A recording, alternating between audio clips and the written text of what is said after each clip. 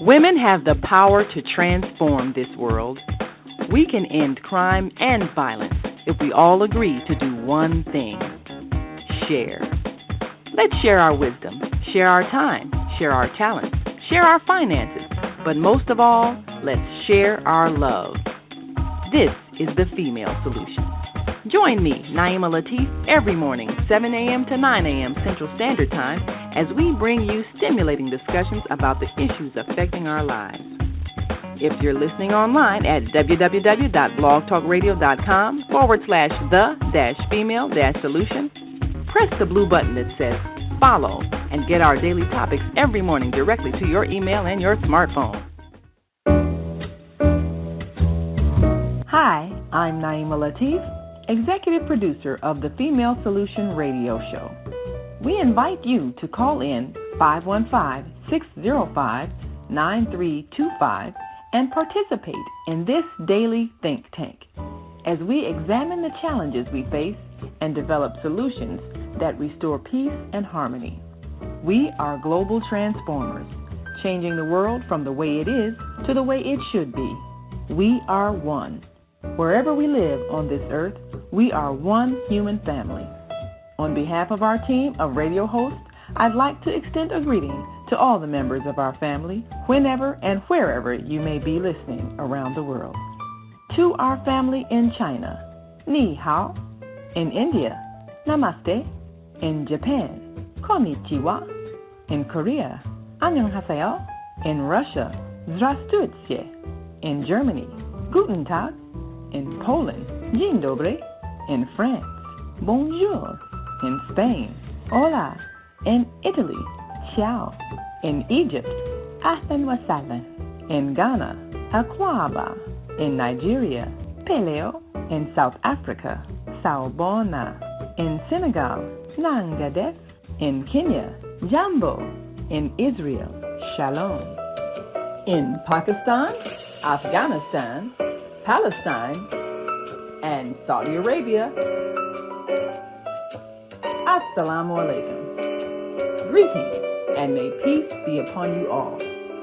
Join us live on the on-air radio network. Call 727-731-5192. We want to talk to you.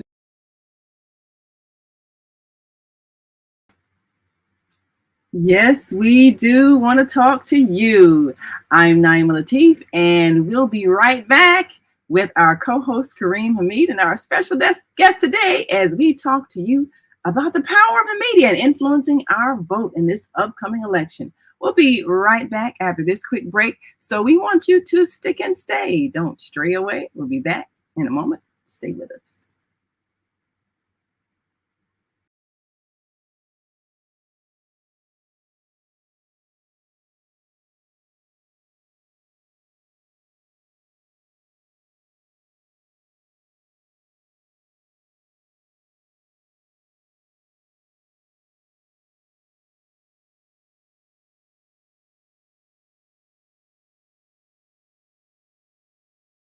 The Female Solution Global Radio TV Show invites you to an invigorating, empowering, interactive conversation with our team of hosts Monday through Friday, 7 a.m. to 9 a.m. Central Time.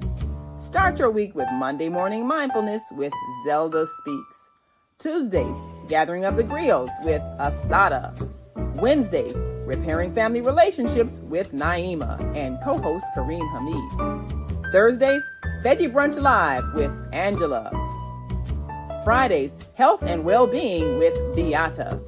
Saturdays, tune in 12 noon to 2 p.m. Central Time. First Saturday, Global Talks with Zana. Second Saturday, Walk in Your Divine Authority with Mama Joy. Third Saturday, Move Around with Deborah. Fourth Saturday, be a judge on the virtual Teens, Tweens, and Tots Talent Contest. And fifth Saturday, join us on location as we conversate at the Elevate Cafe, owner Jackie Brooks. Sundays, join us 7 p.m. to 9 p.m. Central Time for Soul Purpose Healing with Beata. Go to thefemalesolution.com to join us on our video or audio live streaming platforms.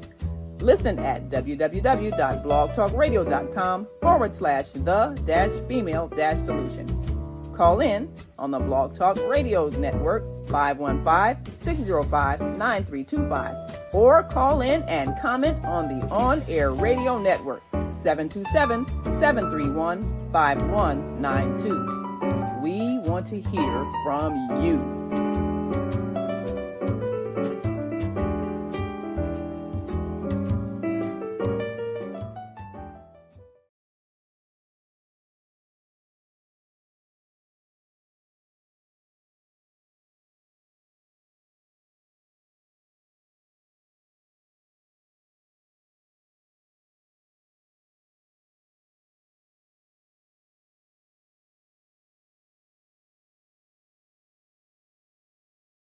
Wednesday morning on the Female Solution Radio Show, as we explore that relationship that is the foundation for our society, the relationship between men and women, husbands and wives. Join our discussion as we seek to repair broken family ties and rebuild our community. Listen online at www.blogtalkradio.com/the-female-solution. Call in and comment 515-605-9325. Press 1 to speak to our host, or you can join us live on Facebook at www.facebook.com/the-female-solution.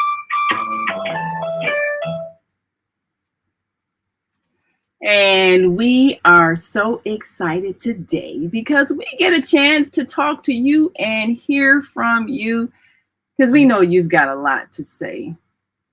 There's been some excitement in our nation and we want to share it with you because we were there to capture it as it happened.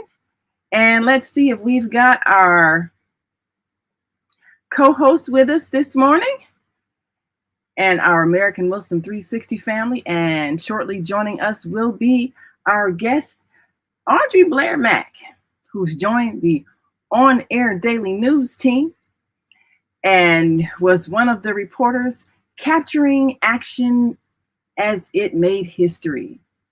So, do we have our co-host with us? Yeah. Can you hear me? Assalamu alaikum, Naima. Wa alaikum salam. Hearing you loud and clear, and that is wonderful. We're always excited to give people a bit of an insight as to what's happening in the world, because we know that much of our beliefs come from what we see and hear.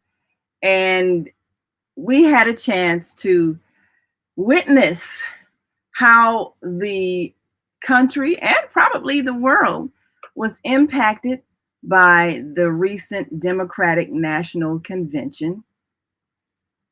And for those watching us, or those listening, of course, you can hear us and see us on our Facebook and YouTube channel, The Female Solution, because we're going to be bringing some things up on screen to give you kind of a flavor of what that convention was all about.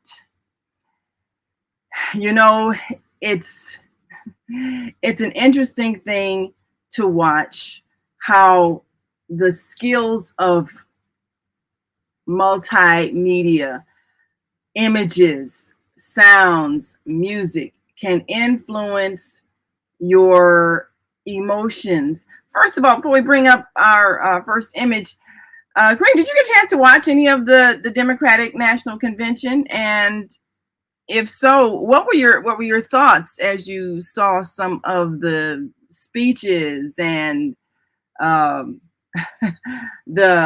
video presentations, the commercials? I mean, they really, in my opinion, they really did a Hollywood job just being able to bring that message visually in such a powerful way. But what were your thoughts? Yeah, you excuse me. You just defined transportation. You mentioned Hollywood. And Hollywood is they are known for producing fantasy and images that make an impression on our mind and how we feel, emotions.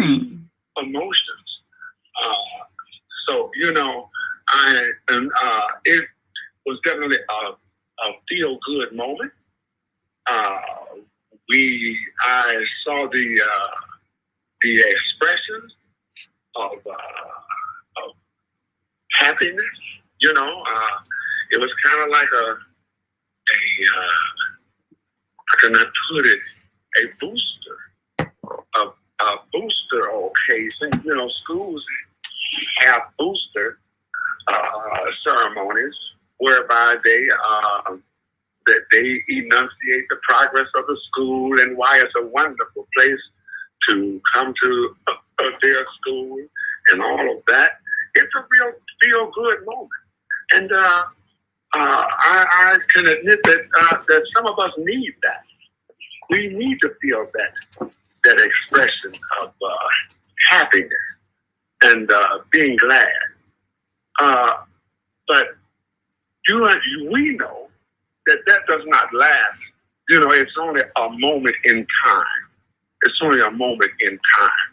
And these are very serious decisions that has been placed in front of the American people. This is not a game that we're playing. This is very serious. Our present life and the life of our children and our future is in the margin. So after the feel-good moment, trust me, we must get down to business. We must get down and discuss policies, discuss the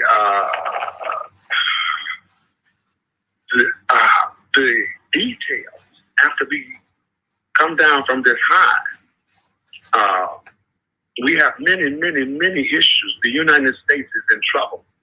We have many issues that have gone inadequately addressed. Our huge homeless population. There needs to be a policy. What is your plan? What is your policy for alleviating the suffering of homelessness?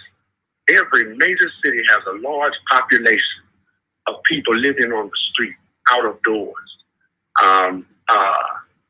There are a lot of issues that we must, after the feel good, then let's hear some policy. Let's hear some concrete plans and how to alleviate some of the shortcomings that we are experiencing in this country. So I take it for what it's worth, but there were a lot of issues not addressed during the DNC. There were some important issues that were not addressed, and I have noticed something in from the conversation and the verbiage of politicians. They seem to aim their message at what has been classified the middle class. We consistently hear that. Promises made to the middle class. And that area has shrunk by great degrees. But I don't hear them highlighting the poor. Excuse me, the poor. Yeah, that was kind of interesting. Definitely, that when and I heard that from all of the speakers. They kept talking about the middle class as if there is no other group of people worth addressing. But the fact of the matter is, you have a very large, I guess you'd say, poor class, because there is a large homeless population. And nobody mentioned the homeless situation too much. So, I mean, what do you think about that? Are they trying to get people to say, well, you might be poor now, but really, we're working towards you getting to the middle class, so that they don't address what needs to be done to make that happen?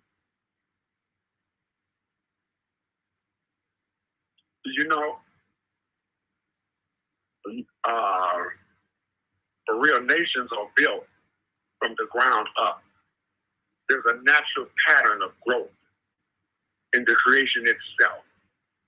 Everything starts off from its infantile state, its first beginning, and then it evolves. Eventually, it evolves to a higher and higher and higher position. But if you start in the middle, then you're ignoring the foundation. The middle only exists because there is a foundation under it.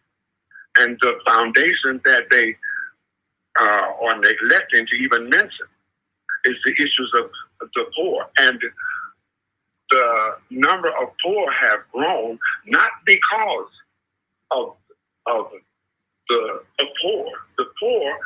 The numbers have grown because of policies that were implemented that caused people to lose a significant share of their wealth in this country. Jobs have been reduced and sent offshore.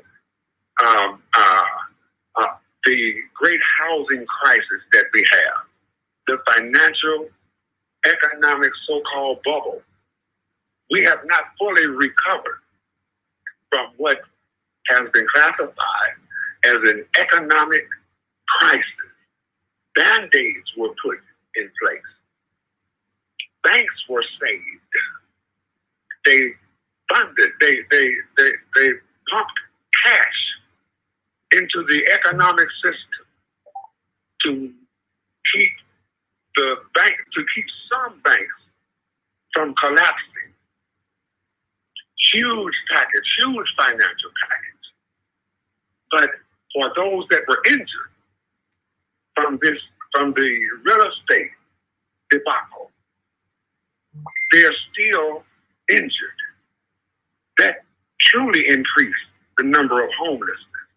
People are not homeless because that is what they choose to do or be. I heard one homeless guy say, people walk past me and they look at me with disgust. They frown up and look the other way. I want to let them know that this isn't something that I chose. This is something that was done to me.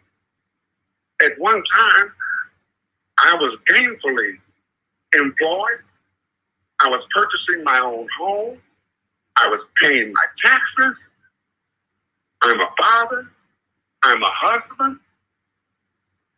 I met all of the criteria of being a productive citizen. Yes. But due to things that happened beyond my control, I lost my employment. The mortgage on my home continued to confront me. I tried to find comparable employment and was unsuccessful at that. And as a consequence of that, the bank foreclosed on my home. And due to the trauma of that, eventually I lost my wife. I'm still in touch with my children. And I'm trying to encourage them to hold fast that a daddy is on his way back. Wow. So he's a victim. The homeless that's a people painful thing. I don't hear these. Yes, it is. And no one is addressing that. The poor. It's always aimed at the middle class, you know. But what about the children that are living in cars, living in tents, unable to attend school, to even get, and thank God for the charitable part of the American people. There are institutions that serve food to the homeless and try to provide shelter for them. So after the feel-good moment, after the patriotic chant, we have to get down to business. We have to come out of that fuzzy moment and start using our brain and ask the right questions, demand the right policies of our politicians. This is not a game, you know, it's not. And you adequately described the convention. It was a Hollywood production. It was a Hollywood production. They had stars come out, entertainers. And I'm not saying that what they were delivering was not good. But there are some key basic elements that needed to be addressed while the whole world is watching it. As the demonstrators outside, they was bringing up the issue of Gaza and occupied Palestine. They were not allowed, their voices were not allowed to be heard. There is a elected official from out of the state of Georgia that desired to speak at the Democratic National Convention. The Democrats did not allow her to speak. They sent several requests to allow her, and it came back an emphatic no. Why did they not want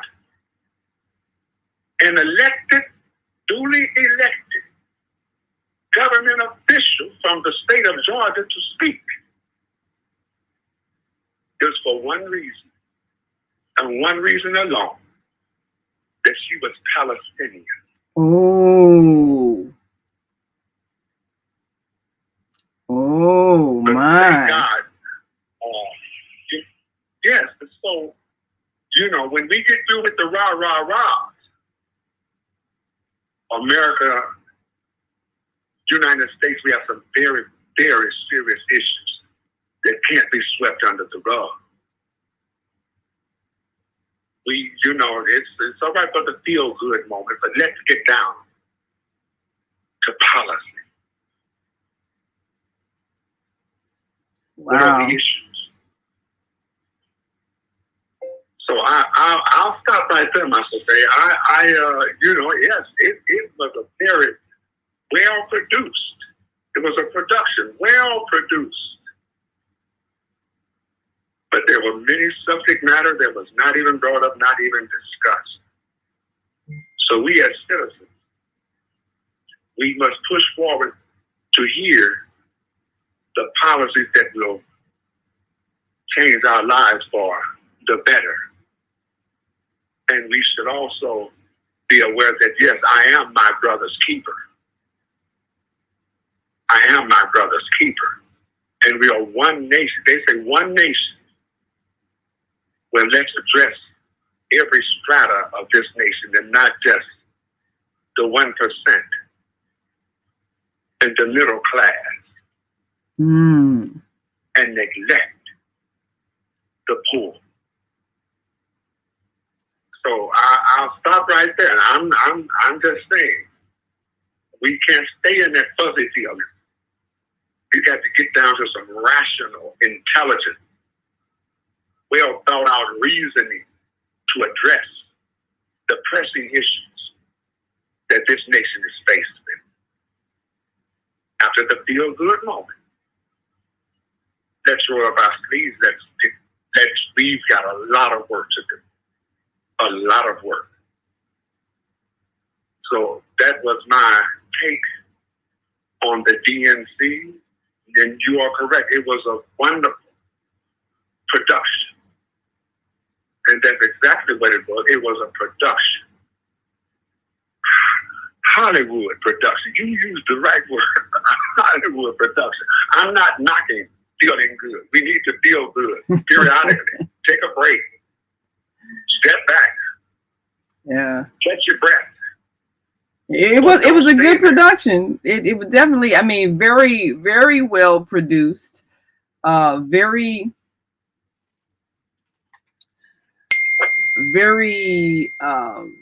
entertaining, as you said, and also it's very well scripted, which is why, as you mentioned, there was a decision not to let a Palestinian elected official speak, because what they said about the war between the Palestinians and the Israelis, and it's really not a war, it's a slaughter. But what they said and the wording used was so very carefully scripted, and they could not have somebody to get up there and go off script, because everybody gave some outstanding speeches, and you can believe that whether they wrote them themselves or had professional speech writers, which I'm sure they did, what they said was so very carefully scrutinized and worded so that it would have just the impact that the Democratic Party wanted it to have. And anybody coming off script was not going to be allowed to speak. That's just the reality. I don't care whether the show is the Oscars and the Emmys or the Tony Awards or the Democratic National Convention. This was a production that was very well scripted to get the impact that it was intended to get, because they didn't want to offend any particular group. And as you've said, they did not mention the poor, because the idea is, well, if we just don't talk about it, then we can keep you focused on trying to get to the middle class, as opposed to us talking about what was done to you that got you in the condition that you're in. And I mean, we have to look at these things and not be blindsided, because this is part of where the conflict comes in, when you have people saying, well, Donald Trump is going to do more for America because he's a businessman and we made more money and blah, blah, blah. None of that, it may be true at all. But if his campaign can put together a production that gives that impression and can make the poor class that was kind of ignored in this production, if he can make them feel that they will experience a change of status if he's elected, then he will attract voters to his campaign. So that's what I see. Naima, I personally, I definitely do. I know that Donald Trump doesn't have he's not qualified for me. This is my personal opinion. Mm-hmm. He's not qualified to govern a whole nation. That's my opinion. Mm-hmm.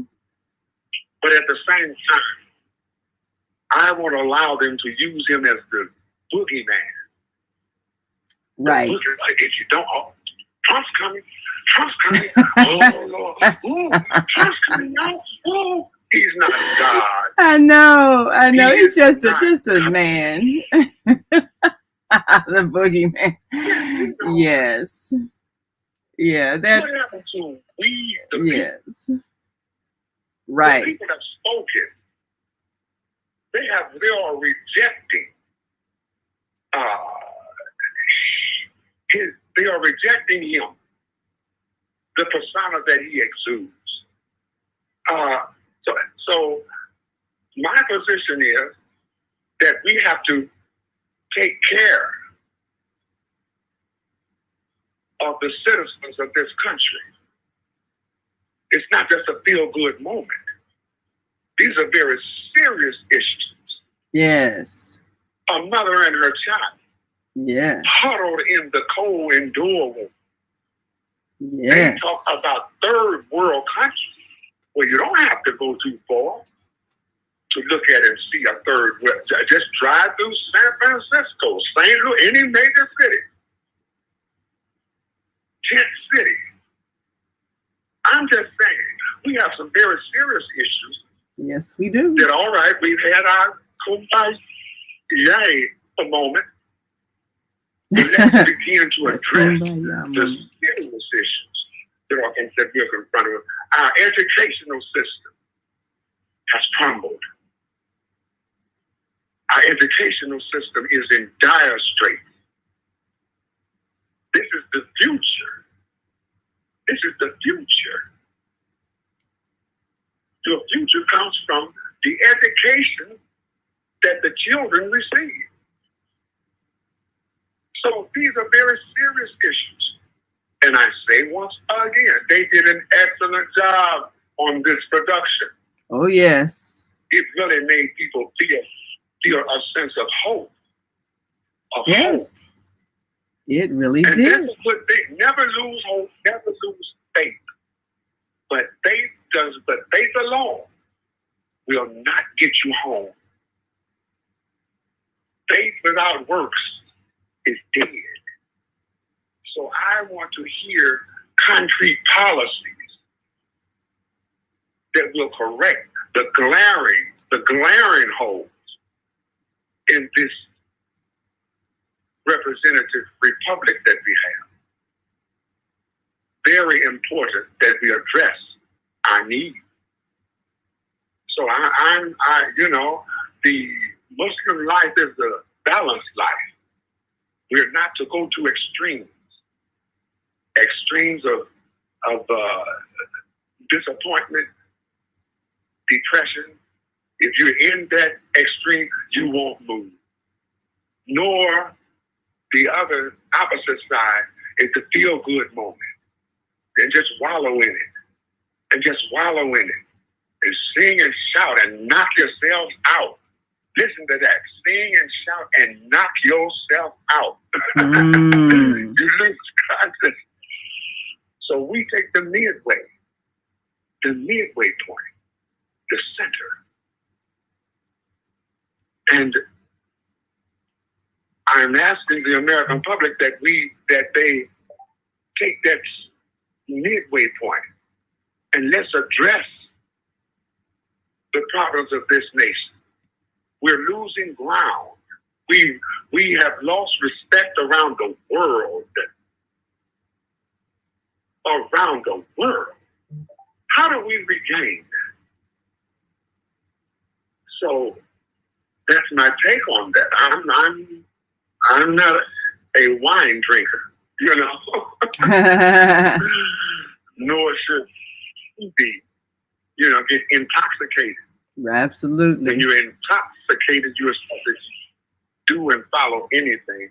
So praise be to Allah. The party is over. Now let's discuss some issues coming from the people. Absolutely. That need to be addressed. Yes, absolutely. Well, we're going to take a break and come back and talk about some of those issues that did come up and take a look at how would we like to see things happen should the Democrats get elected to office, and what are our expectations? We got a lot of people that are still pushing that reparations issue, believing that if someone Black gets in, that needs to be their agenda. It hasn't been before. Why are we expecting it to be now? But then there are also some very basic things like you talked about, the real issue of homelessness. And while you're talking, we've been putting our on-air daily news, and you can follow us at onair.dailynews.com. And we showed one of the articles that we did right before the convention. One of the downtown hotels that had been going out of business got a contract to house some of the homeless, and not just the immigrants, but some of the homegrown homeless, the homeless population of Chicago. And perhaps that was also part of the window dressing, get those people off the street. It looks bad. People coming from all over the world. We got people living in tents on the street. How does that look for us? So that was done. But is that a permanent fix for a problem that is a long time in the making? The collapse of our economy and how it has destroyed families, like, of course, Kareem, like you just mentioned, this man who it slowly destroyed his family. And there's so many out there like that. So we're going to take a break and come back and talk about this. And if you're listening online and want to join this conversation, give us a call, 515-605-9325 or 515-605-9891. Or you can reach us on our on-air radio network at 727-731-5192, because we want to hear from you. And we will be right back after this brief message. So stick and stay. Don't stray away. We'll be right back. So stay with us.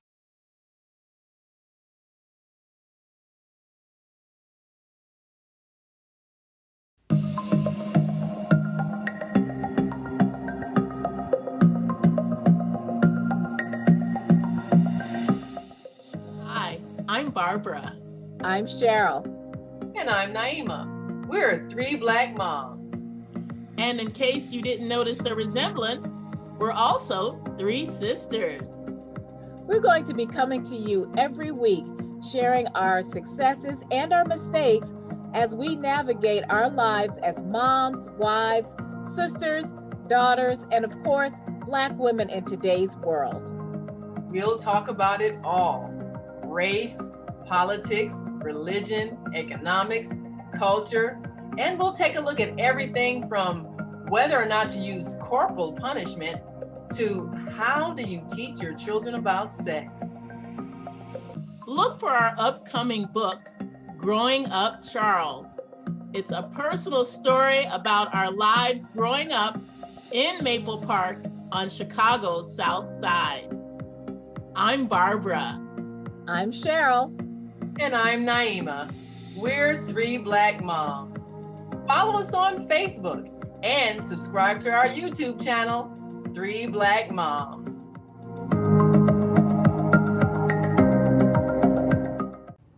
Hi, I'm Naima Latif, and if you're watching this, that means you're one of the 4.6 billion people from around the world who are using an electronic device to talk to people. In these times, people are using the internet to talk to everybody. Friends, neighbors, family members, co-workers. People are on their cell phones and computers all day long. Now, if you're in business, that is great news. That means you can sell your products and services all day long and never have to leave your home. All you need is a media connection, somebody to connect you to an audience. And that's why I'm talking to you today.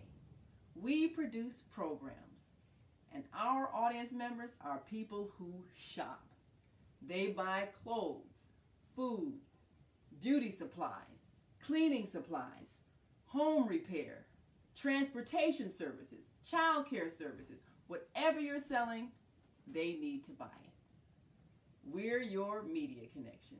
Just follow this link, and tomorrow you can sit back and relax at home while your business is making you money. Ọlọ́dún ló máa mọdún rẹ̀ lọ́dún. First Eye to the Gbé to today, Yoruba 2024 Cultural Exchange Festival. Welcome to the 15th anniversary of the First Eye concert in the heart of Chicago, 2024 brings a celebration that speaks to the soul.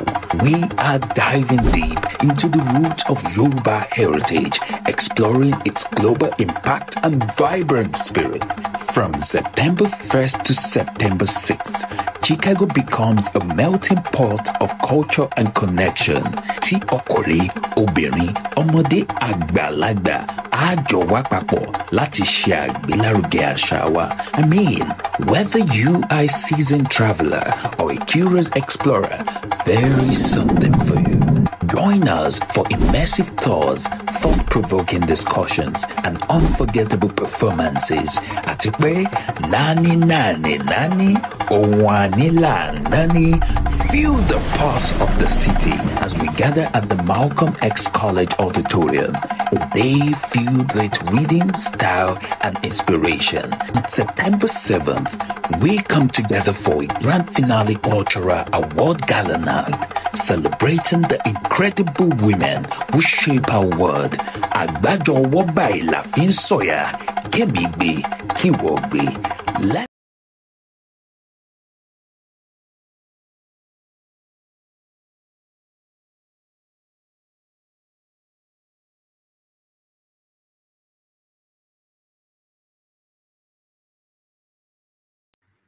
And we are back. You're listening to and watching the Female Solution Global Radio TV show. And we'll be bringing on our guest in just one moment. Of course, as you saw, we've got an exciting event coming up, and we want to invite you all to participate because we will be there as one of the honorees at this gala. And we're excited because we are truly looking forward to this event. And we want to make sure that you all are able to attend. And of course, if you are in and around the Chicagoland area, you want to have an international experience. So now, as we take a look at the interesting show that we all saw, and one of the things, I'm trying to do this right now. One of the things, text me your email, please. One of the things that we have had a chance to experience as reporters is to see how people are influenced by the news media. And this is one of the things that we're going to see coming up in the next few days, is how the media influences thought. So, Kareem, is there any particular speech that you saw that you found inspirational? I know that we got, for those who are watching, I got up on the screen here. I've got up on the screen the on-air daily news, and we actually had reporters that were there that saw the very electrifying speeches of course, Oprah Winfrey, always flawless, and the Obamas, former First Lady Michelle, saying, do something, quoting Kamala Harris's mother. But was there anybody whose speech particularly inspired you?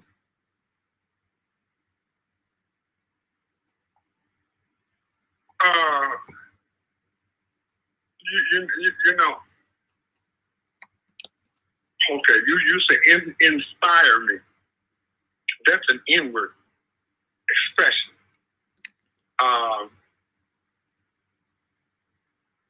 You know, there is government policy that seems to be etched in stone.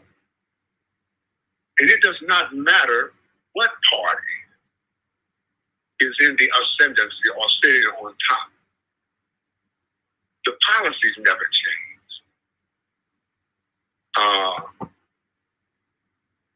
We have to come to the realization that the corporate interest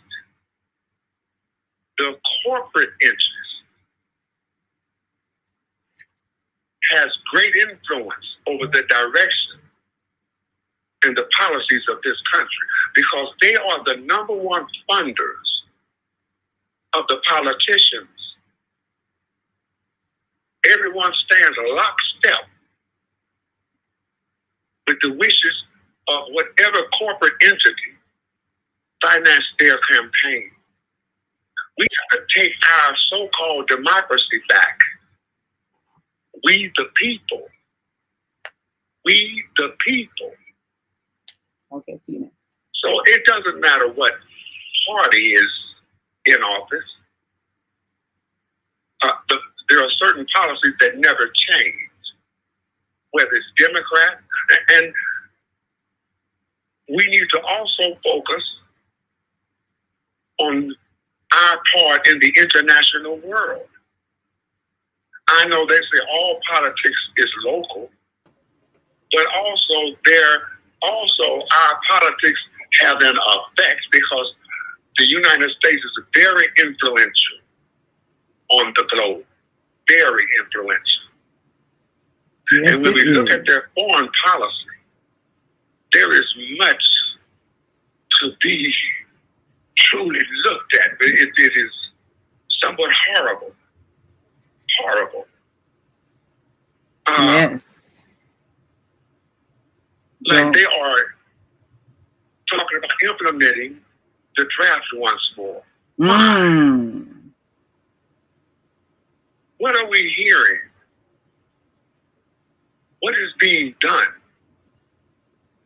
And that's That what we they're- should worry about. I'm not worry, but Domestic definitely put our attention on, Concern. our concern, because we could easily get distracted by all the fluff of the show and not really be paying attention to the policies. Well, you know, I'm excited because we get a chance to influence thought, and we get a chance to put a different spin on things. We've got with us today one of our on-air daily news team, and for those who are watching us, we've got up on the screen some of our wonderful team members. We had some great insight coverage and had a chance to put forth some images. And so some of the people that you're seeing on the screen, of course, you know, we've got all of our daily radio TV hosts, of course, some who are across the country and some who are across the world.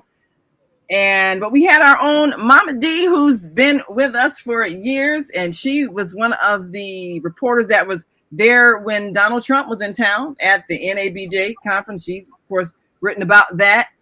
And we've got some fantastic people who, you know, capturing us with videography, photography, but we've got somebody who's also mastered what is one of the most influential forms of media, social media. So I want to, of course, welcome back, because we've had her on before, Audrey Blair Mack, who is now part of the on-air daily news team. You can see our own Minister Robert Floyd Plupp. They're also present at the convention, and we had an opportunity to see beyond all the fluff, the show, the production, and really hear what people were saying, and then put out some messages so that the public could get a flavor of the excitement, but also the responsibility for us to do more than just be entertained, but to make some serious decisions. So, want to welcome to the show this morning our dear sister Audrey Blair Mack. Thank you so much for joining. Good morning, everyone. Good morning. Yes.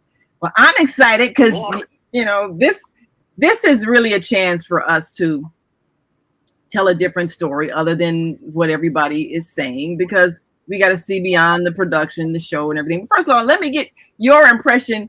You were right there in the mix, seeing, the stars, the entertainment, and all that here in the speeches. What did it feel like for you?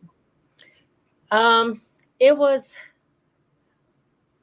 wow. First of all, just I was so happy to be invited among all the reporters. Such an experience, such a privilege to be around everyone. Inside, so peaceful, all the thank yous, telling the Secret Service, the police, everyone just every day saying thank you for protecting us. You never see that. Always the complaints. Everyone always complaining about what's not being done. But just to see the positive, everyone being positive about what is being done, right then, I love to see that. So every day. Yes. Where we're going. Yeah. Well, people don't think about that because, whether we think it was real or fake or whatever, the reality is there was shots fired at Donald Trump's rally, and people were afraid that at the DNC there could be some violence. There were protesters. So people really are in danger at these places because you never know who's going to go off. And it made me think about because the second night they said that there were threats, and they brought in more people, more Secret Service, all of that. And it made me think of that show with Olivia Pope, that we never know what's going on behind scenes. Right. All of the work that has to be done to keep the country safe. All of the decisions that have to be made. While we're living our life, they're making all of these decisions. So when we enter into these venues, we put ourselves in harm's way, la-di-da-di-da-di, but decisions are being made. Yes, and we never really know. No. And you mentioned the Secret Service, a lot of planning went into this. We were at the press conference with the Secret Service, the Chicago police, and they kind of laid out the whole plan to make sure that they kept things, outside of the area where people were going to be, because it's so easy for somebody who's not mentally well to create a disturbance and hurt a lot of people. When you have thousands and thousands of people gathering in a place like the United Center, securing that is no joke. So I respect the work that they do, even though people might have gotten annoyed sometimes. But like you say, a lot of more people were expressing gratitude. You saw that. You saw that, right? Yes. It was a lot of respect for the armed forces that were keeping people safe. Yeah, you could see the reporters, you could see the delegates. They felt this calmness while they were there. Yeah. Which was interesting because, big crowds like that, you just never know. But there was a sense of safety and security where you could relax and know that everybody who went through the gates, everybody who went through the doors, they got thoroughly checked, just like at the airport. And, realizing that this is something that has to be done when you have a gathering like this, where there's high political emotions, and not everybody is mentally balanced. And I think the other thing was that they were around their peers. So they're not having to run away from everyone, trying to get autographs and, all of that. Yes. They're not around the regular, people in the street. So they're, right. Yeah. That's just kind of true. But, that is an important thing, because, you can't be starstruck in a situation like this. When, there are a lot of major folks. It's a different type of starstruck. Yeah. Yeah, it's a different kind, because in that type of event, it's a little bit like everybody is starstruck. Everybody is a star. So it's like Kanye West wants Michael Jackson's autograph, sort of like, you know what I mean? Yeah.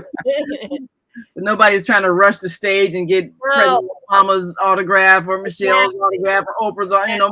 Nobody was doing that, because right. I've been waiting to meet you. Well, I've been waiting to meet you. So yeah. Yeah, right. Yeah. So there's a certain calmness at the event.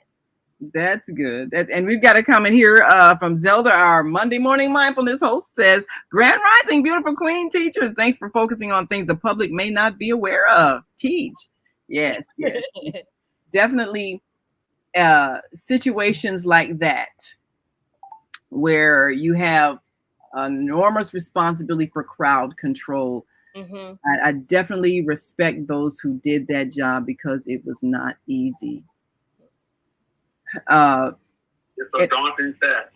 Yes, it's a daunting task.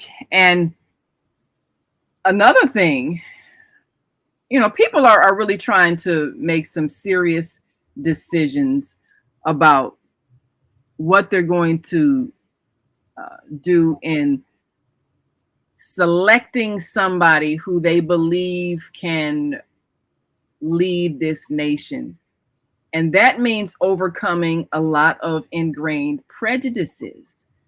Audrey, as a woman, a female, and a woman of African heritage and all that, or all of that, were you surprised at the level of enthusiasm so many different people from all walks of life gave toward Vice President Kamala Harris? Or do you think she's earned that? And do you think we've evolved to a point where we can overcome our prejudice, whether it's racial or gender based or whatever? Do you think we've evolved to that point where we actually can see her for her skills and elect her as a leader?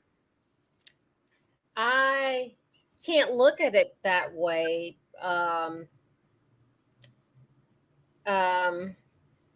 I look at everyone as the same, because I was brought up that way as a child. I went to an interracial school.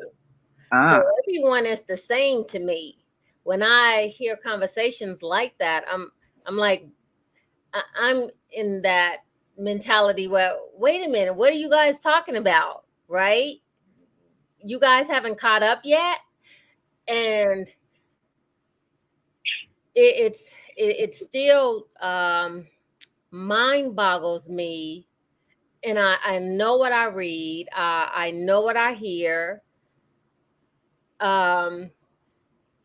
It's crazy that people are this way. It is, but it's what we've been taught. Right.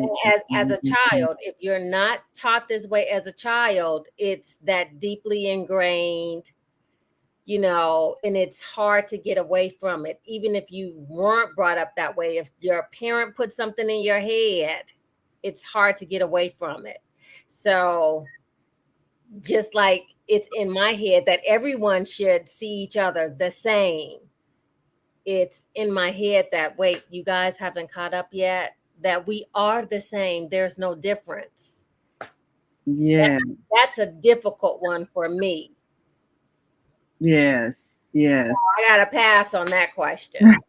And that's a good thing that you were raised in such a way where you don't have those ingrained prejudices, because so many people they're really struggling with this for some strange reason, not able to see her for who she is as a being, as someone who, as was said, always stood up for the underdog, always fought for justice, always stood up and spoke up for people who were being misused or mistreated or oppressed, and started out, defending her friend who she discovered was being abused in her own home and all of that.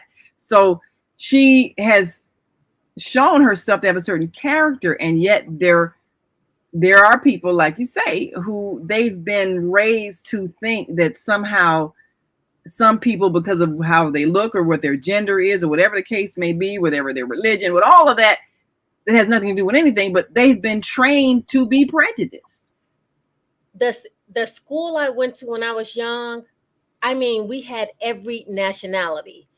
They showed us videos of what each nationality went through. And it was horrible things of what each nation, and I will never, ever forget it in my life. Wow. And so it wasn't just Africans that experienced horrible things. Every nationality experienced something really, really bad. And so when other people come here from other countries, you're thinking, oh, they're coming to take stuff. If we have to flee to another country because something happens in the United States, you think that we want to leave the United States? You think we want to leave?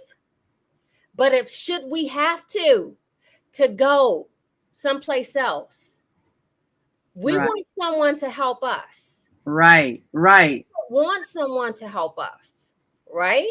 Right.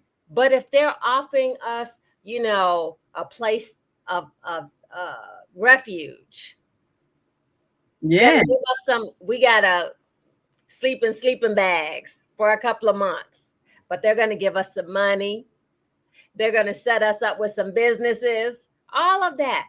Probably that country will talk about us like a dog too. They'll say the same things about us. Right. But we never, turn that table around. What if it was me and I had to flee my home for my life? What if I had to run for my life? Wouldn't I want somebody to be hospitable, to be compassionate, to help me out if they got means to help me? Yes, I would gladly take that and be grateful. And so people who are angry at the immigrants, they're not thinking. You never know when you might have to flee your home and leave all your loved ones behind, or whatever the case may be, and all you got is a shirt on your back. I mean, I saw some of the people that were living in the police stations, and right, it's a horrible experience. Would you want to be in that situation? I was like, man, I got a whole backyard. I got a huge backyard. Mm-hmm. What can I do to help? Instead of, they taking our jobs. What job? Do I even want that job? I know, they're taking jobs nobody wants, so they're not taking it because nobody wanted it anyway. That's why it's there. We got to take one quick break, but we'll be right back. And we'll play a little clip of some of those people who everybody's angry at, the immigrants. And you can kind of see when Mayor Brandon Johnson visited a police station, they're sleeping on the floor, and you see women with babies. And you think, wait a minute, I'm mad at these people. But look at what they're living through. So anyway, we'll be right back after this quick break. And we want you all to stick and stay. Don't stray away. If you're listening online, you can join this conversation. Give us a call, 515-605-9325. Or 515-605-9891. And of course, press 1. And if you're listening on our on-air radio network, dial in 727-731-5192, because we want to hear from you. And we will be right back after these brief messages. So stay with us.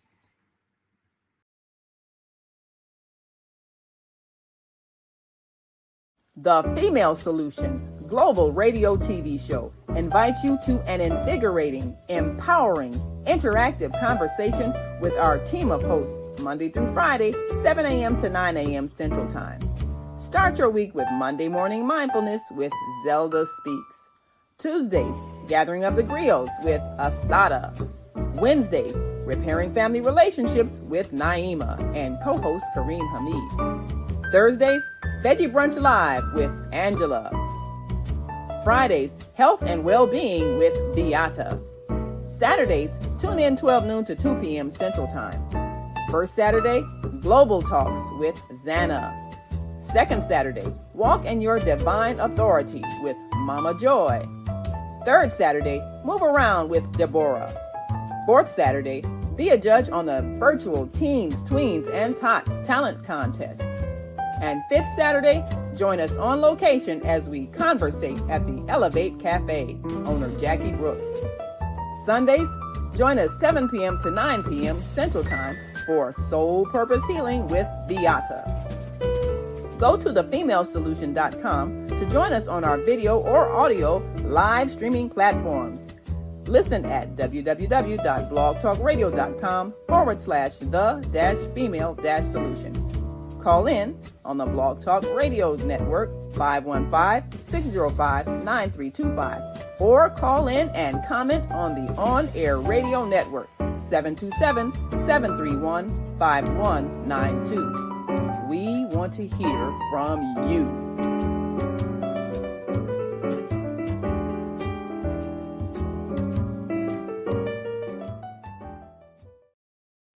Ọlọ́dún ló máa mọ̀ọ́dún rẹ̀ lọ́dún. Fẹ́ àìtútù gbé tutù dé. Yoruba 2024 Cultural Exchange Festival. Welcome to the 15th anniversary of the First Eye Concert in the heart of Chicago. 2024 brings a celebration that speaks to the soul. We are diving deep into the roots of Yoruba heritage, exploring its global impact and vibrant spirit. From September 1st to September 6th, Chicago becomes a melting pot of culture and connection. Tí ọkùnrin, obìnrin, ọmọdé, àgbàlagbà á jọ wá papọ̀ láti ṣe àgbélárugẹ àṣà wa. I mean, whether you are a seasoned traveler or a curious explorer, there is something for you. Join us for immersive tours, thought-provoking discussions, and unforgettable performances. Àti pé nani, owanila nani. Feel the pulse of the city as we gather at the Malcolm X College Auditorium. A day filled with reading, style, and inspiration. On September 7th, we come together for a grand finale cultural award gala night, celebrating the incredible women who shape our world. Àgbájọ ọwọ́ báyìí la fi ń sọ̀yà, kémi gbé, kíwọ gbé.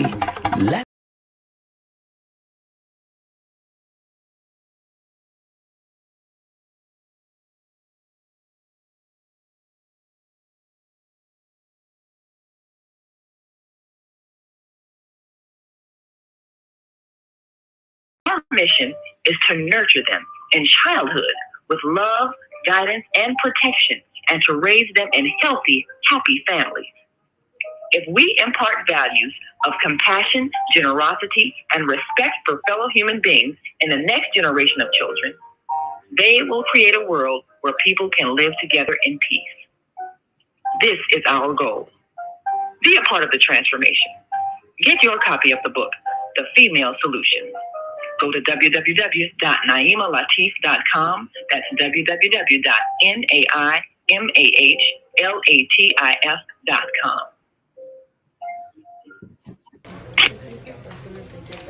We assess with Casa Michoacan to make sure everybody who has an appointment at USCIS has their appointment here in Chicago.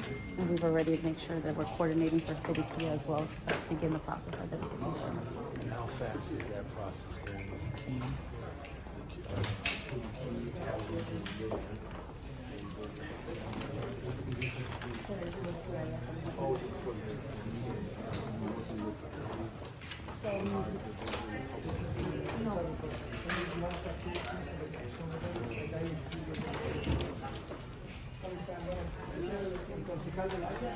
Y aquí es el alcalde de la ciudad, el alcalde Johnson.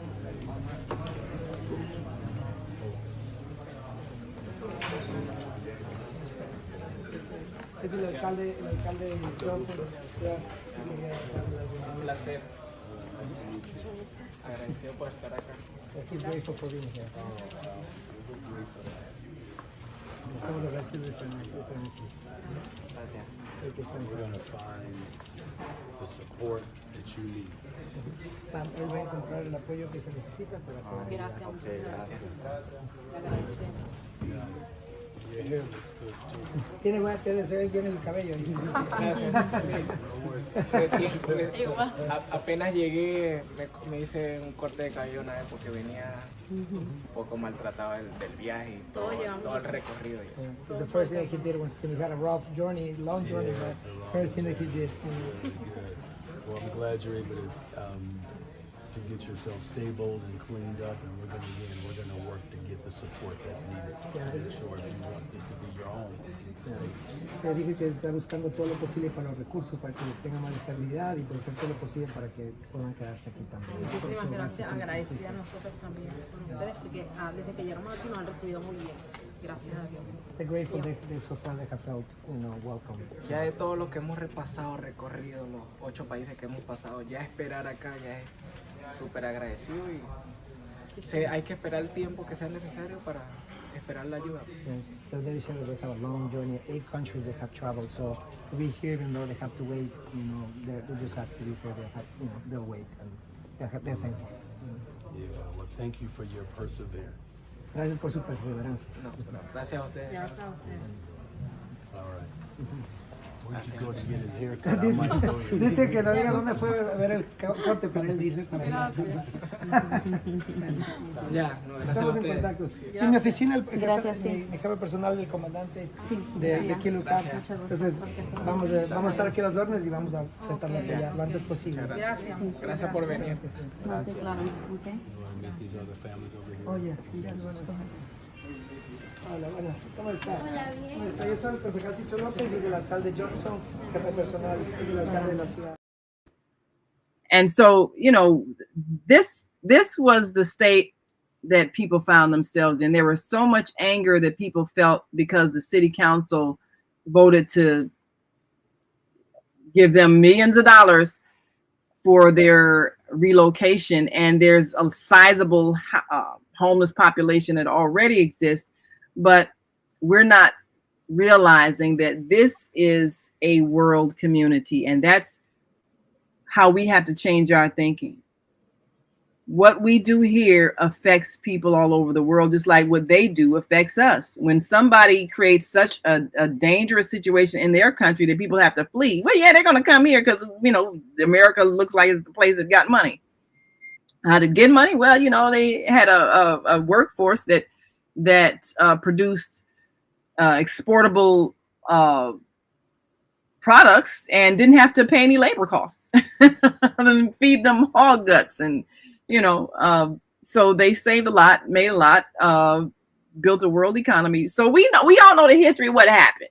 And we could be mad about it. We could keep getting angry about it. We could say, they owe us money. There was reparations. Or we could say, well, what can we do to build a better future? Let's stop looking back at the mistakes we made. Like Audrey just said, in her school, they learned everybody's history, what everybody went through, and everybody went through some kind of trauma. It's not just us. So if we could see that, then we could stop telling that story. Well, we the only oppressed people in the world. We're not. Everybody. Lies they tell. Yes. So we have to see the world and understand that the choice we're making for leadership is going to affect the world. And one of the biggest issues is that war in Gaza right now. People who are, like you mentioned earlier, Kareem, they didn't want the Palestinian woman to speak, even though she's an elected official, because they didn't know if she was going to stay on the script and not say certain things. But it has to be said. So, Audrey, while you were out there, did you see any protesters? Did you notice any protesters anywhere around? Yeah, I did. So, from what I saw, everybody was pretty much peaceful. Did you see anybody get kind of out of line? Everybody was pretty much peaceful. Yeah, they were. And that was good. That was good because that took some restraint. Naima? Yes. Yes, you are mentioning something that's very key, that we are one human family. Yes. We have to come into universal thinking, universal concepts, because that is the present environment that we are in. We are in the universal reality now. And, you know, if we want to relay our suffering, well, let's see how much help did we get. Canada opened up its borders to us during slavery. We forgot about that. Yes.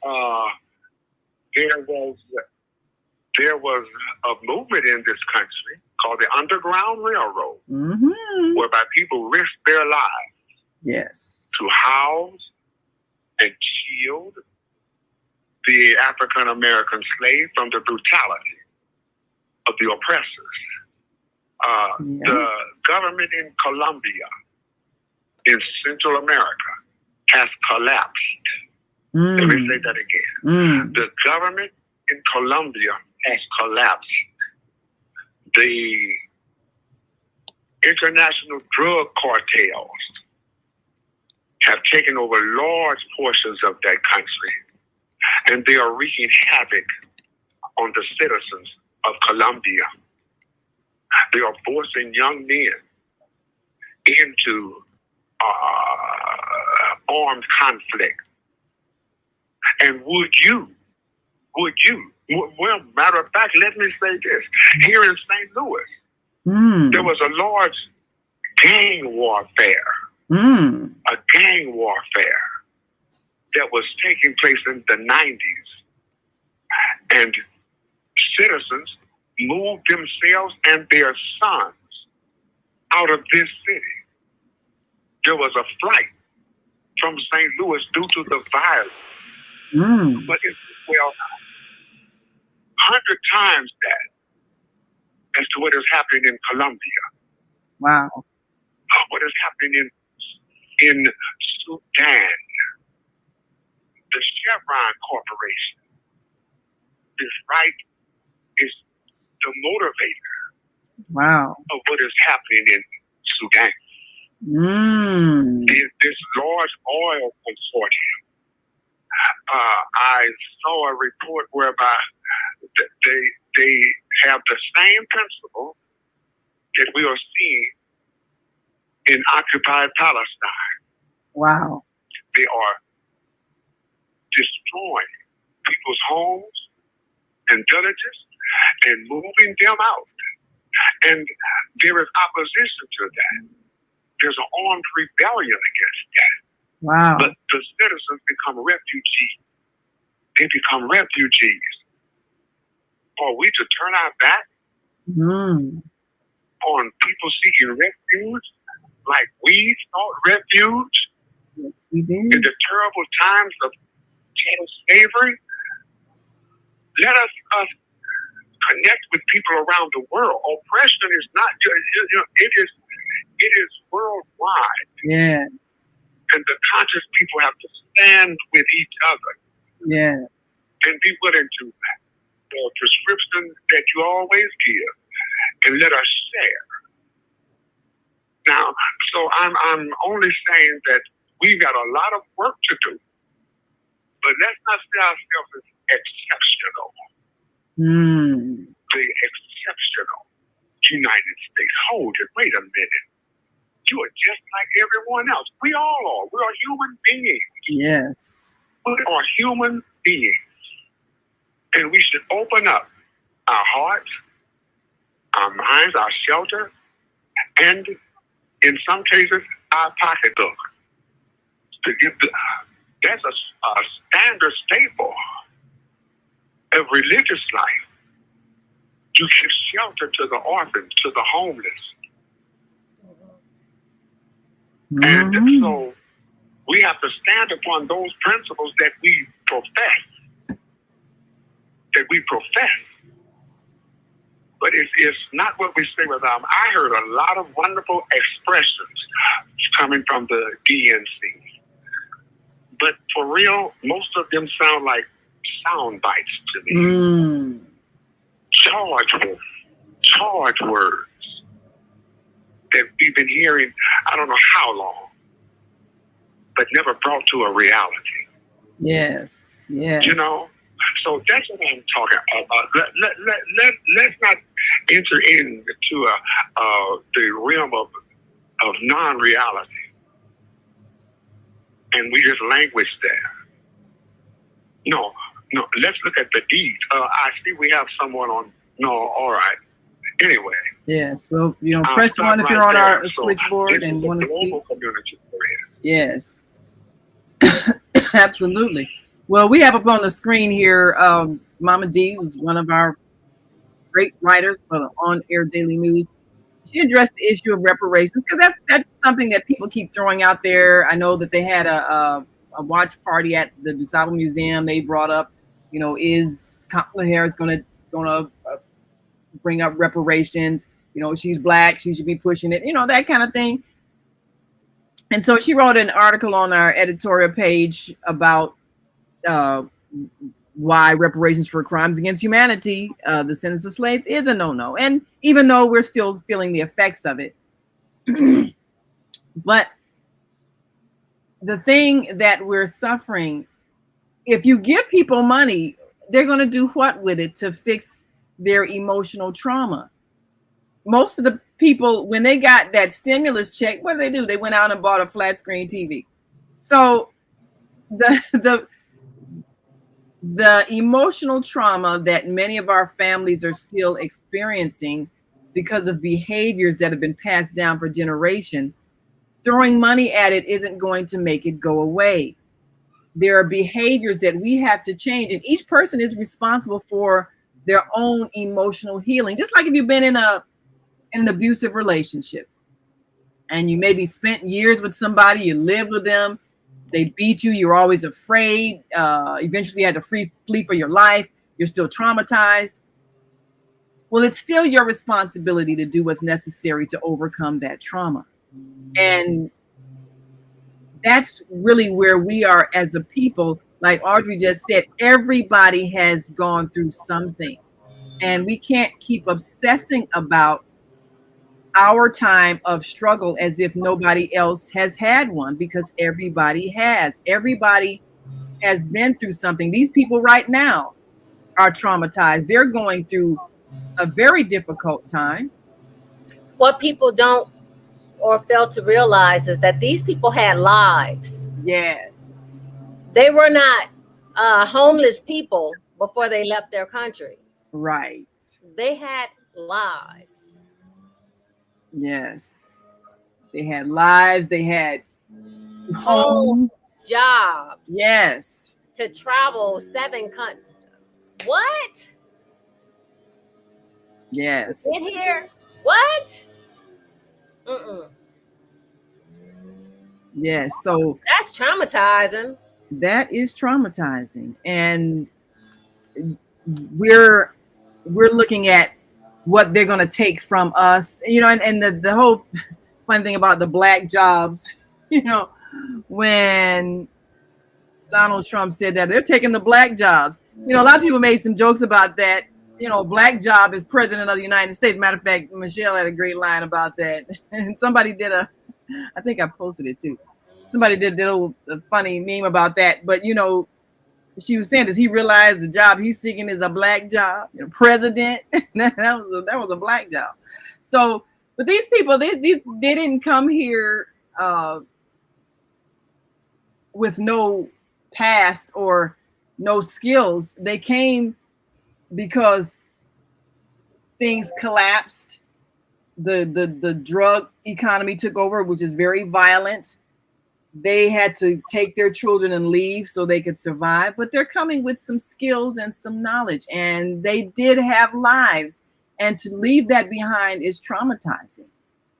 Just like we had to flee and run to Canada and try not to get caught and get brought back. So it's a lot of things we have to see differently. We have separating from your family. Yes. What happens to the people? Leave your mama and your father, or your husband. Leave some of your children. Split up the family. How would you feel about something like that? How would you feel if it were you? Absolutely. And that's the thing. People not no sympathy, no empathy when you get here. Yes. Oh my God. Yes. You know, what if that was you and you had to, and just imagine you got an elderly parent, you can't take them with you because they can't travel and you don't know what's happening with them back home. Things are in a disarray and, you know, you have no idea. Your mental state. And just looking at that interview, you know, that was so heartwarming. So heartwarming. You know, he was like, I'm glad you guys got a chance to like just get cleaned up. Just get cleaned up. Mm-hmm. Really? Wow, that was so heartwarming. Yeah. I mean, just think about cleaned it. up. Yeah. All that they've been through. Just to have a warm bath or a nice shower. Yes. Something so basic. Something so basic. And people have no idea what that's really like. I applaud the mayor there in Chicago. He has the courage to call a thing exactly what it is. Mm-hmm. He comes from how can I the protest movement. Thank God, I heard the humanity in him. And we are in one living room now. The world is connected. Yes. We are concerned about the largest displacement of people the world has ever known. Yes. And it is happening in Sudan and the Democratic Republic of Congo. Yes. And we're not seeing that. Yes. And now there is a fascist movement in Europe that is anti-immigrant. Yes. As a matter of fact. Anti-Islam. And yes. Yeah, go ahead, my sister. I was just saying we'd spoken about that at our Wednesday, our first Wednesday of the month commentator, Jana, talked about the hostility and the violence that's being perpetrated, and race-based violence, I guess you could say. And people are acting out of fear because they're believing somebody's going to take their job, take their possessions, come bringing crime and all of that. So they're being motivated by fear based on false information being put out in the media, things being said that make people hateful toward those who are fleeing places of distress as if they're the enemy. And so I see that kind of thing could easily happen here. The more people talk about the migrants taking the jobs and getting housing, and the regular homeless people don't have housing, and taking the black jobs and all of those kinds of things meant to create hostility. If people are not careful, they could easily be whipped into a frenzy of violence at people who simply need help. So we have to look at how we're being manipulated emotionally with things that are being said. And again, put yourself in their shoes. If you had to leave everything behind for your life, we've got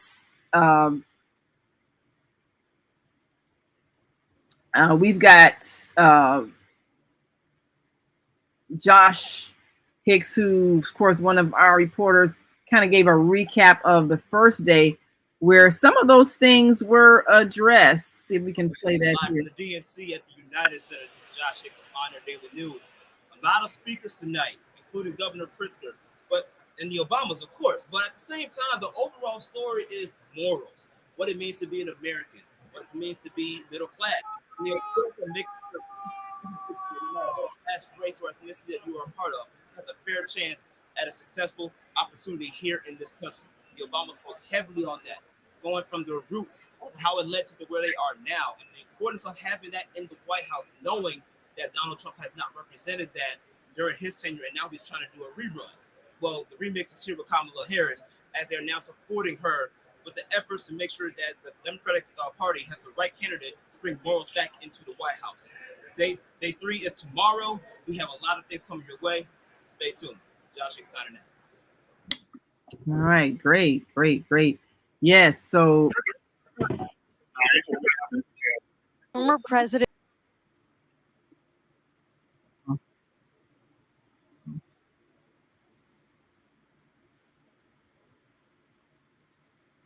all righty. Okay, well, let us take a call and go right ahead. Okay. All right. Area code 111111. Please state your name and where you're calling from, please. Hello. How are you? Hello. Hell, it is low. Peace be unto you. Who's that?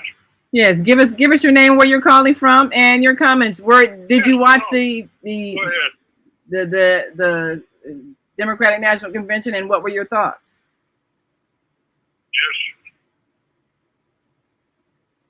Yes. Is it the Mossad or the ADL? I'm sorry, I didn't quite hear that. What was your name and where you're calling from, and what's your comment?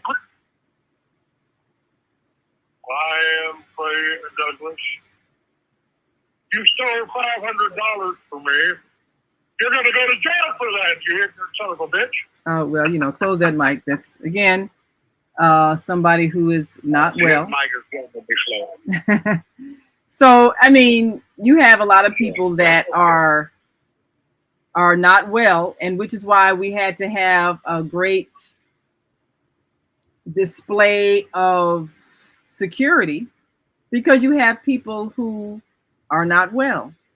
But there's something that Josh mentioned in his recap. What the theme was, it was about morals. And that's something that we have to examine with each candidate. Do they have the morals to make the right decisions that will be helpful to people? Beyond the politics, beyond who's financing you, do the candidates have the morals to make the right decisions that would be helpful for people? When you know that people are suffering, do you choose to help them, or do you choose to ignore them? And this is a critical thing that we have to look at as voters. Because if you won't help someone else, you won't help me either. Clinton, when he came out, basically said the same thing. He's like, all of this sounds good, but one office does good, then the next time you don't know what you're getting. You don't know if everything good that was done is going to get taken away by the next office. You don't know what's going to happen. Right. Then the next time around, what are you going to get? Are they going to do something good for you from all those promises? What are we going to get? And it's like a yo-yo. Yes, it is. It's just going back and forth and back and forth. And it shouldn't be. I mean, it shouldn't be where you have 4 years of good and then 4 years of turmoil. There has to be some consistency of what we say we represent as a nation. But then the fact is, the world is full of people of different levels of consciousness. Not everybody wants good for everybody. Some people are selfish. Some people are cruel. Some people are insensitive. Some people are greedy. So all of us are in this world together, and we have to somehow help the people with the morals to be in positions of leadership. People who are loving and wise, people who want the best for humanity and all life. That's our responsibility, to detect those qualities and select those qualities in people. If we fail to do that, then we get a reflection of what we are. So we've got some callers on the line here. I'm going to open a mic. Did you want to make a comment before I open the mic for 773-225? I'm going to open their mic. And then 708-724 and then 773-221. Very briefly, our moral standards have failed into the trash bin of history. Our moral standards have failed. That's how come we're able to elect someone with no moral, like Donald Trump. I mean, here's a guy that openly expressed his disdain for women, how he treated them, his disdain for people not of the Caucasian race. We have to, government begins with the individual. How shall we govern ourselves? We need a set of standards. How do we govern myself as an individual? That is what is confronted with the citizens of this country. He used a different way when he came in, though. He used money. He's a businessman. And so he appealed to people's greed, because that's really what it comes down to. Right. That's right. People thinking that they're going to get some money if they elect this man. And it's, oh, well, he paid his money. No, he really didn't, because every nation paid the people some kind of stipend because of COVID. So he didn't do anything unique. And matter of fact, the United States actually paid their citizens much, much less. So if we want to put things in perspective, but again, you know, you get the leadership that reflects who you are. So if we got high morals, we'll get high moral leadership. If we don't, then we won't. So let me open the mic for 773-226 to give us your name, where you're calling from, and your comments about the Democratic National Convention. If was anybody's speech that inspired you, or anybody that you thought really gave a great message, what are your thoughts? Good morning. This is Indigenous Kofi. How you doing? Wonderful. I just like, I always call a spade a spade. I don't get excited on any behalf, because I understand they're not speaking. Our constituents are being erased. Whenever you see Kamala talk or Trump talk, they're not talking about black folks anymore. They're talking about immigrants or their people. Even at the DMC, we're just entertainment. That's to follow, to get our attention. When Kamala Harris talks, she's talking to the migrants. She's not talking to black folks. Okay. So you think that because why? An abortion mobile clinic at the DNC. Entertainment. Hey, nice time, everybody. Like I said, Kamala Harris, she's not talking to black folks. When she talks, she's talking exclusively to these migrants. They got it set up with the black box. She just hired Black Box Finance. They bought all, this Democratic City, they're about to spread all over the country. They bought it. They bought all the abandoned houses. And you're talking about, we're going to give $25,000 loans, first time generation loans. She's talking exclusively to migrants. The California governor yesterday just said they have a zero down payment for the first generation. That's migrants. Okay, we have been erased. Okay, the reparations gone. The reparation that we're supposed to get, the migrants are actually getting that. So I'm letting y'all know now, they're not talking about us anymore. So what gave you that impression? Why did you come to that conclusion? What did you see? I'm in politics. I don't like to say this. I wouldn't say this if I didn't see it. No. This is what is happening. All black folks can do now is jump sides. We're jumping sides. We're jumping in everybody's home. Black women are just jumping into white men, into immigrant men. I told a sister the other day who was on the train, and she had this might have been Guatemalan guy. He had a son had on, and he was rubbing her black skin, and she's looking at me, and she's kind of, not uncomfortable. And I just came out with it. I said, sister, you're being a victim. They're coming here, they're taking you, they're taking your identity, they're stealing your identity by having a baby with you. You're being a victim. And she goes, mind your business. And then she started crying. She goes, sir, thank you. That's exactly what he's doing. Okay, well, Kufi, our guest wants to respond to what you just said. I'm letting you know. Okay. What black folks need to do, what I'm working on right now, is getting us to come together, start building, start doing things that these migrants are doing. Well, I mean, we could be doing that anyway. There's nothing stopping us from doing that anyway. We don't even have to be angry at anybody. But let our guests respond to what you just said, because there's a lot of people that are on that panic mode of all the migrants are taking over and nobody listening to black people and we should be upset. But what are your thoughts, Audrey? I did mortgages for 10 years. Mm-hmm. And the majority of my clients were Black. The reason being is because they thought they couldn't get homes. Mm-hmm. I was living in Rockford at the time, a small town. At the time, they had this program where your credit score only needed to be 500 to get a home. And they had all these different programs. And I'm bringing this up for a reason. Because let's talk about Black people. And I never talk about Black people, but these programs that they had, Black people was pissing me off. And I don't curse, but I use the word piss.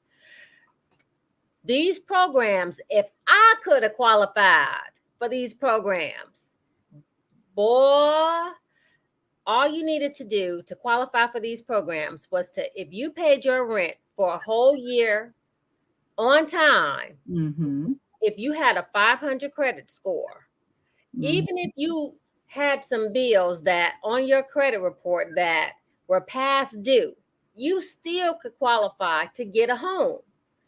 I was going in other loan officers' garbage can. Wow. That they didn't want to deal with certain people and get the people that they didn't want to deal with. And I would get the loans out of the garbage and I would deal with these people, help them get homes.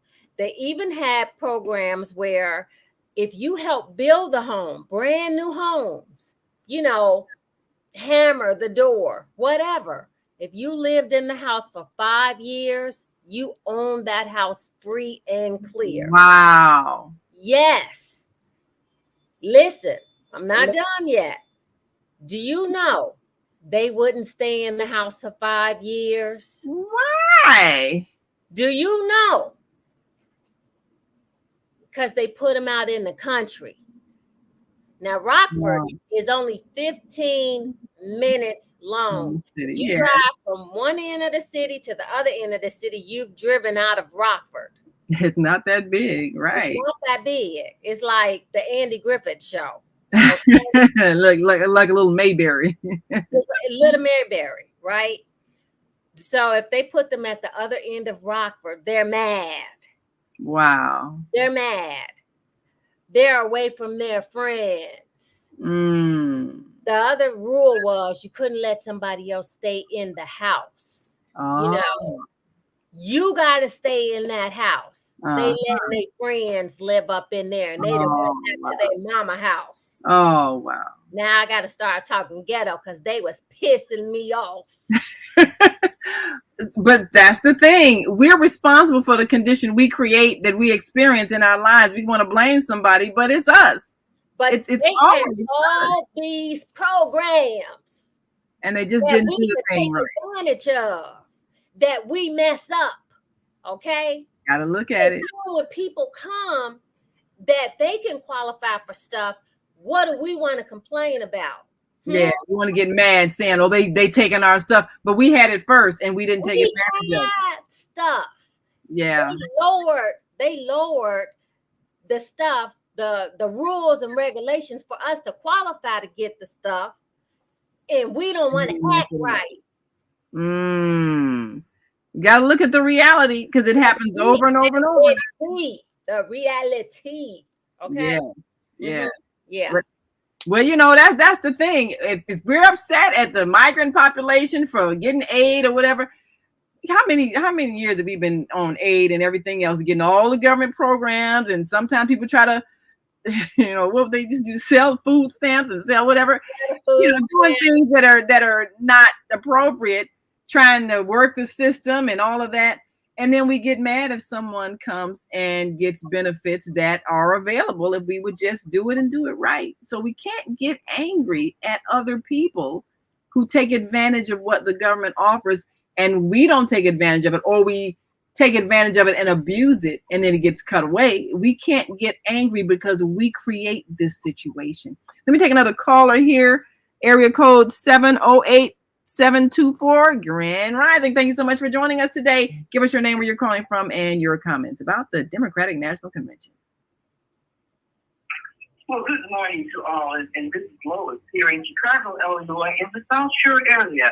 Yes, God is so good to all of us, and we just have to really listen to Kofi.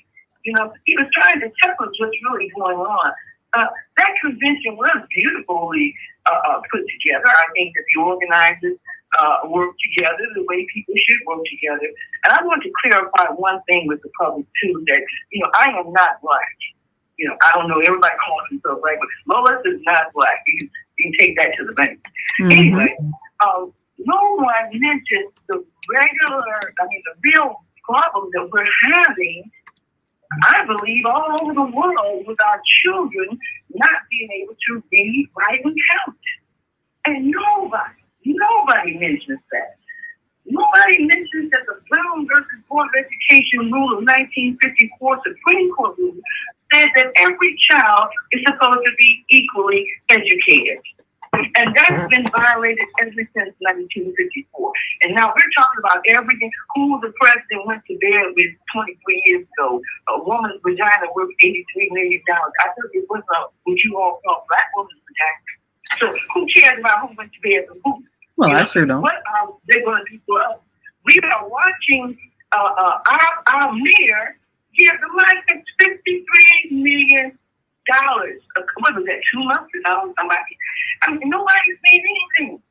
The lady said on the program this morning, what are we going to get? I mean, that should be our title of the day.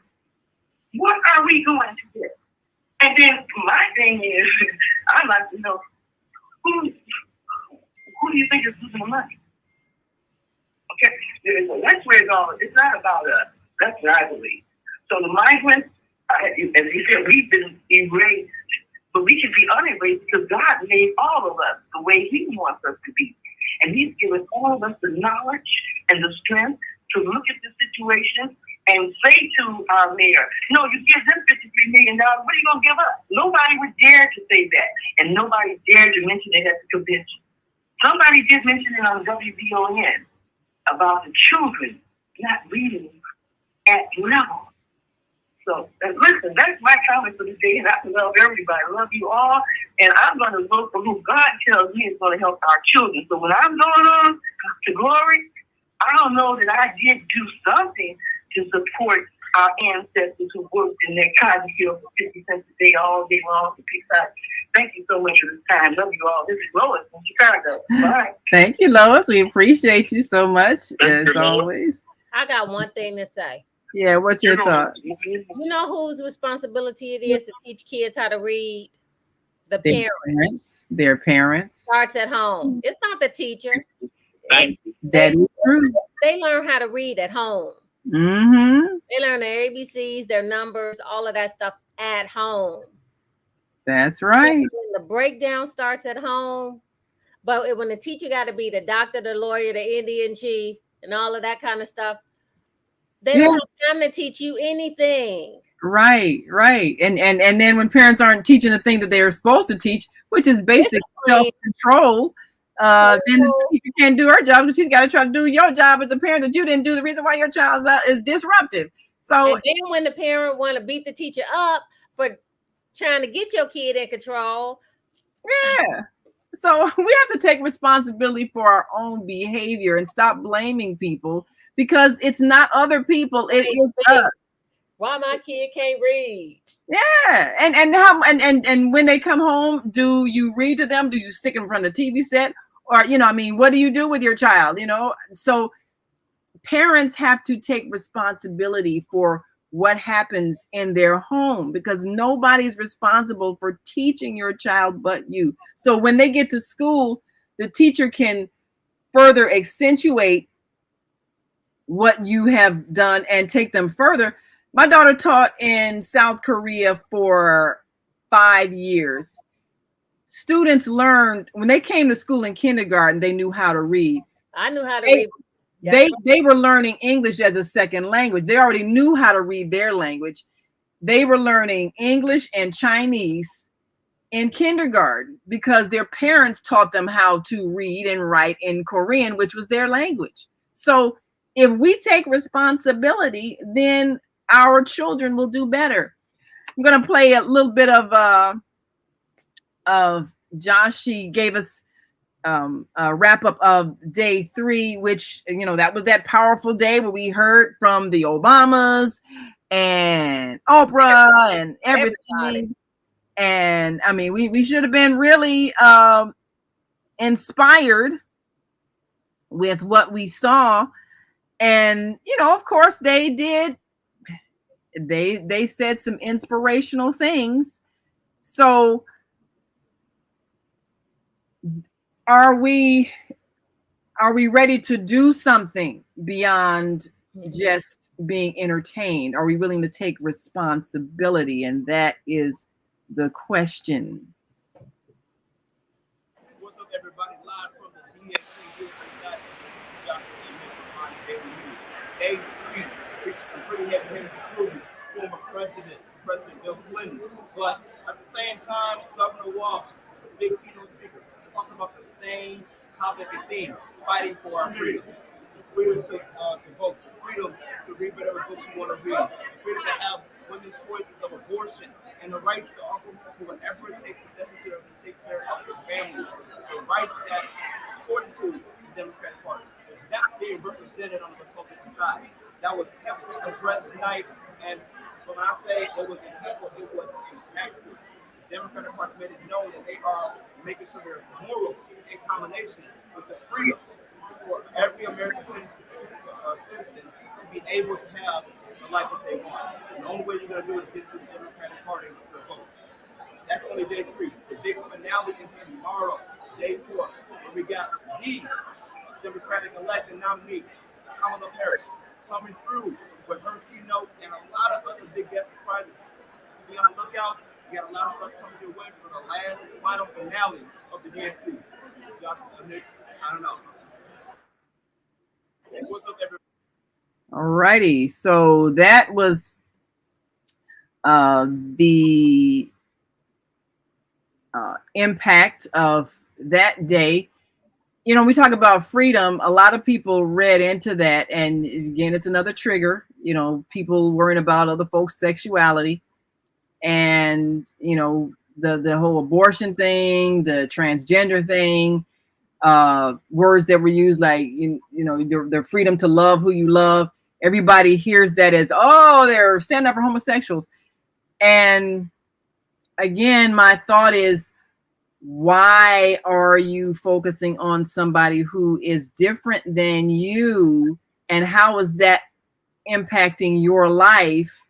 And why are you focusing on that as opposed to organizing your community to do some basic things like help share with child care and child rearing so that we can all work together to make sure our children can read? These are things that I look at because we keep getting triggered to get upset, and then we don't do the things we're supposed to be doing. So what are your thoughts, Audrey? It wasn't until I read the Bible.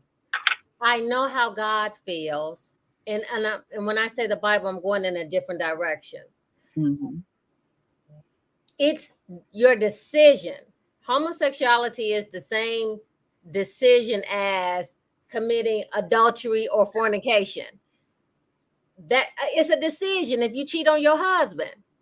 But that decision, I'm not going to be mad at that man or that woman.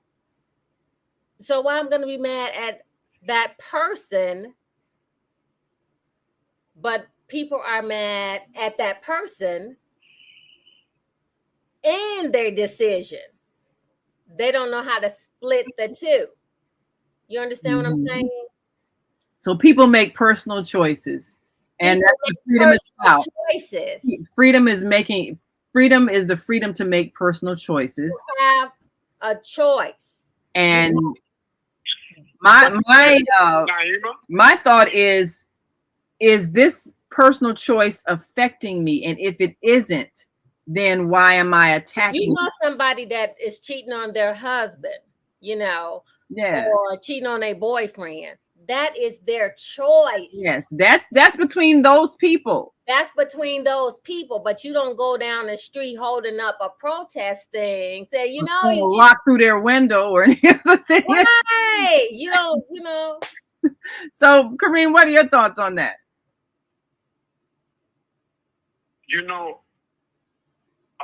What gets me is that those that are a member of the alphabet, I can't remember all the alphabet. Because it's different for everybody. It's because it's different. It's different. It's different, and so it shocks everybody, But may I?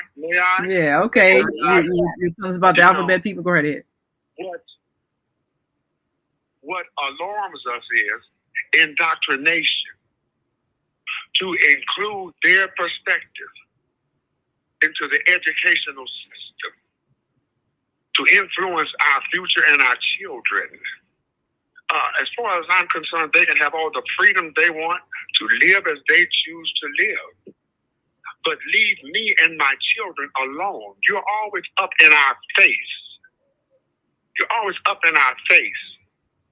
What got me is that one school invited those that participate as drag queens to enter an educational facility, to allow males to enter into the washroom of females. That is indoctrination. And we want to protect our children. If I'm against that, then I want to protect my children from being influenced and indoctrinated with that lifestyle. We have the right to do that. No doubt about that. Those of us that oppose this life, and the people that are in that, they are the victims. Let me say that. They are the victims of an aberrant form. They did not author that, but they are the victims of someone that authored that type of lifestyle. God calls it an abomination. Well, we only got seconds to go. So I just want to comment on that. Yeah, we only got about 30 seconds before we go. So yeah, go right. Go. Once again, that goes back to, where training comes from, where it starts at? In the home. In the home. And that's why you teach your kid early. And I agree with that. And I know we got to go because we only got about 90 seconds. And social media. And the thing about it. Oh, well, mention social media. Where can people follow you, Audrey? Give them your social media information. Audrey, it's Audrey Blair Mack on Facebook.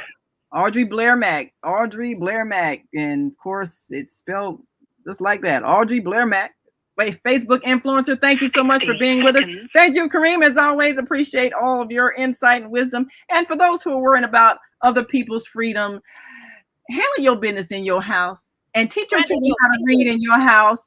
And don't beat your children, because when you do, then you are inflicting domestic violence. Be loving and kind in your house, and that is what will influence your child more than anything they see outside. That's my last word. Thank you all so very much. We appreciate you. Join us again tomorrow. We'll be back with Veggie Brunch Live with Angela. And until that time, continue to shine your light. We'll see you next time on the Female Solution Global Radio TV show. We've come to the end of our show today. If you missed any broadcasts, go to our website for the audio and video archives at www.thefemalesolution.com. On behalf of our team of radio hosts, I'd like to thank all of you who participated in today's discussions. And to our global family joining us from all around the world, we say thank you. To our family in China, xie xie. India, Dhanyavad. Japan, arigato. Korea, kamsamnida. Russia, spasiba. Germany, danke. Poland, dziękuję. France, merci. Spain, gracias. Italy, grazie. Egypt, shukran. Ghana, madasi. Nigeria, eshe. South Africa, ngiyabonga. Senegal, jareh. Kenya, asante. Israel, toda. Pakistan, shukriya. Afghanistan, tashakur. Saudi Arabia and Palestine, shukran. Assalamu alaikum wa rahmatullahi wa barakatuhu. Thank you, and may peace be upon you and the mercy of God and God's blessings.